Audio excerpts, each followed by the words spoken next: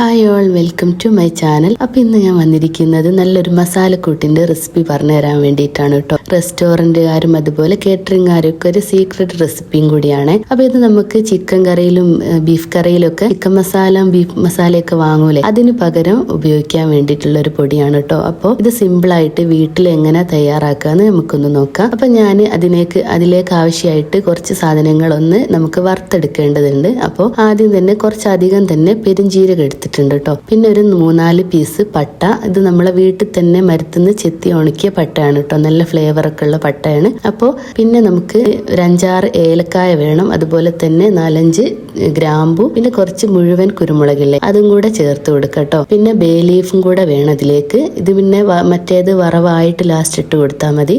അതുപോലെ തന്നെ കുറച്ച് കറിവേപ്പിലയും കൂടെ വേണം കേട്ടോ. പിന്നെ ഞാൻ അതിന്റെ പുറമെ എക്സ്ട്രാ ഇതിലേക്ക് കുറച്ച് പൊടികളും കൂടെ വറുത്തെടുക്കുന്നുണ്ട്. അതായത് നമ്മളെ മുളക് പൊടിയില്ലേ, മുളക് പൊടി ഒരു 5 സ്പൂൺ കേട്ടോ, 5 ടേബിൾ സ്പൂൺ ആണ് അത് ഇട്ട് കൊടുക്കുന്നുണ്ട്. പിന്നെ അതുപോലെ തന്നെ മല്ലിപ്പൊടി ഇട്ട് കൊടുക്കുന്നുണ്ട് കേട്ടോ, ഒരു 3 ടേബിൾ സ്പൂൺ. ഇതെന്തിനാന്ന് വെച്ചാൽ നമ്മൾ മറ്റേ മസാല ജീരകവും മസാലകളും കൂടെ വറുത്ത് കഴിയാനാവുമ്പോൾ ലാസ്റ്റ് അതിലേക്ക് ഇട്ട് ഒന്ന് വറുത്തെടുക്കുക കേട്ടോ ചെയ്യാം. അതായത് നമ്മൾ വേറെ പൊടികളൊന്നും ചേർക്കണ്ട. പിന്നെ കറിയിലേക്ക് ഓൾറെഡി ഈ പൊടിയിൽ നിന്ന് 1-2 ടേബിൾ സ്പൂൺ ഇട്ട് കൊടുത്താൽ മതിയാവും കേട്ടോ. പിന്നെ മഞ്ഞൾപ്പൊടി നമ്മൾ ഇതിൽ ഇടുന്നില്ല, അത് എക്സ്ട്രാ ചേർത്ത് കൊടുക്കണം. അപ്പൊ ഞാൻ അടുപ്പിലൊരു ചട്ടി വെച്ചിട്ടുണ്ട്. പിന്നെ നമുക്ക് അത് എടുത്ത് വെച്ച ഈ ഇൻഗ്രീഡിയൻസ് ഇല്ലേ, അത് നമുക്ക് ഡ്രൈ ആയിട്ടുള്ള ഇൻഗ്രീഡിയൻസ് ഇതെല്ലാം ഉണക്കി സൂക്ഷിച്ച് വെച്ചതായിരുന്നു കേട്ടോ. അപ്പൊ ഇത് ആദ്യം നമുക്ക് ഒന്ന് വറുത്തെടുക്കാം കേട്ടോ. അപ്പൊ ചെറിയ തീയിലിട്ടിട്ട് നന്നായിട്ടൊന്ന് ഇങ്ങനെ ഇളക്കി കൊടുക്കുക, കരിഞ്ഞു പോവാതെ. അങ്ങനെ നമ്മള് കുറച്ചധികം സമയം ഒന്ന് ഇളക്കണം കേട്ടോ. ഇതിങ്ങനെ ഒന്ന് പൊരിഞ്ഞു വരും കേട്ടോ ഈ ജീരകം. അങ്ങനെ നമ്മൾ ഒന്ന് ഡ്രൈ ആയി വരുന്ന സമയത്ത് നമുക്ക് കറിവേപ്പിലയും കൂടെ ചേർത്ത് കൊടുക്കുക. കറിവേപ്പില പച്ച കറിവേപ്പില ആയിരുന്നല്ലോ, അപ്പൊ അത് ഇതിന്റെ കൂടെ വെള്ളമൊക്കെ വറ്റി ഒന്ന് ഡ്രൈ ആയി വരട്ടെ.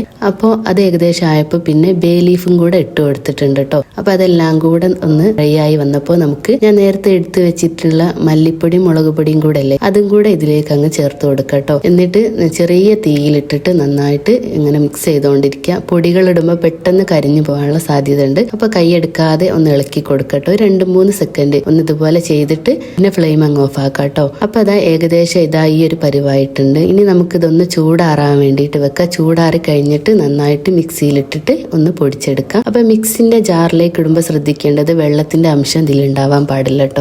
അങ്ങനെ ആകുമ്പോൾ നമുക്കിത് കുറച്ച് കാലത്തേക്ക് സ്റ്റോർ ചെയ്ത് വെക്കാനൊക്കെ പറ്റും കേട്ടോ. പിന്നെ ഞാൻ ഈ എടുത്ത അളവ് എന്ന് വെച്ചാൽ ഒരു ആഴ്ച വരെയൊക്കെ നമുക്ക് യൂസ് ചെയ്യാൻ പറ്റിയൊരു രീതിയിലുള്ള അളവാണ് കേട്ടോ. അപ്പം അതിൽ കൂടുതലോ കുറവോ നിങ്ങളുടെ ആവശ്യാനുസരണം അളവ് നോക്കിയിട്ട് എടുക്കാം കേട്ടോ. അപ്പം ഇത് നല്ല ഫൈനായിട്ട് പൊടിച്ചെടുക്കുക. അങ്ങനെ പൊടിച്ചെടുത്തതിന് ശേഷം നമ്മളൊരു ജലാംശം ഒന്നും കടക്കാത്ത നല്ലൊരു ബോട്ടിലിൽ സൂക്ഷിച്ച് വെക്കാം കേട്ടോ. ഞാനിതിവിടെ ഒരു ഗ്ലാസിന്റെ ബോട്ടിലായിട്ട് എടുത്തിരിക്കുന്നത്, അതിലാണ് സൂക്ഷിച്ച് വെക്കാൻ പോകുന്നത്. അപ്പം അത് അധിക ദിവസത്തിനൊന്നും ഉണ്ടാവില്ല. നമ്മൾ ഈ പൊടി ഇങ്ങനെ 2-3 സ്പൂൺ വെച്ചിടുമ്പോൾ ഒരാഴ്ച വരെയൊക്കെ യൂസ് ചെയ്യാനേ ഉണ്ടാവുള്ളൂ കേട്ടോ. ഉള്ളാനൊക്കെ ആണല്ലോ, അപ്പം പലതരം കറികളൊക്കെ ഉണ്ടാക്കുമ്പോൾ ഇത് നല്ല യൂസ്ഫുൾ ആയിരിക്കും കേട്ടോ. വീഡിയോ ഇഷ്ടമായാൽ ലൈക്ക് ചെയ്യാനും ഷെയർ ചെയ്യാനും കമന്റ് ചെയ്യാനും മറക്കരുത്. പ്ലീസ് എൻ്റെ ചാനൽ തീർച്ചയായിട്ടും സബ്സ്ക്രൈബും കൂടെ ചെയ്യണേ.